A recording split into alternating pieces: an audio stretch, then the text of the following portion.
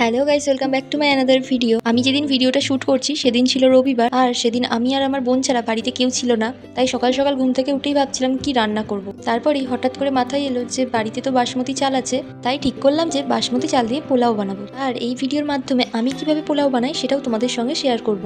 আর যেমন ভাবনা তেমন কাজ, সবকিছু রেডি করে নিয়ে চাল ধুয়ে নিয়ে চলে এসেছি। আর আমি যেটা করি সেটা হলো ঘি গরম করে তার মধ্যে হলুদ দিয়ে সেই ঘি আর হলুদের মিশ্রণটা চালে দিয়ে ভালো করে মিশিয়ে নিই, এতে খুব সুন্দর রং আসে। এরপর একটা হাঁড়িতে একটু সাদা তেল আর ঘি একসঙ্গে গরম করে নিয়েছি। তারপর ঘি আর তেলটা গরম হয়ে গেলে তার মধ্যে কটা গোটা গরম মশলা, কটা তেজপাতা আর কাজু আর কিশমিশটা দিয়ে ভালো করে নেড়ে নিয়েছি। কাজু কিশমিশ ভালো করে ভাজা হয়ে গেলে তার মধ্যে চালটা দিয়ে ভালো করে নেড়ে নিতে হবে। চালটা দিয়ে নাড়তে নাড়তে খুব সুন্দর একটা গন্ধ ছাড়বে, তখন বুঝে নিতে হবে যে চালটা ভাজা হয়ে গেছে। তারপরেই দিয়ে দিতে হবে তার মধ্যে পরিমাণ মতো জল, মানে 1 বাটি চাল দিলে 2 বাটি জল। পোলাওয়ে এই জলের পরিমাণটাই হচ্ছে আসল, আর নুন চিনি এগুলো জল দেওয়ার পরে দিলেই ভালো হয়, তাহলে কতটা দিতে হবে ঠিকঠাক পরিমাণটা বোঝা যায়। তারপর এটাকে চাপা দিয়ে একদম লো ফ্লেমে 10 থেকে 12 মিনিট দমে রাখতে হবে। তারপর 5 মিনিট পর ঢাকনা খুলে একবার সবটা ভালো করে মিশিয়ে নিতে হবে।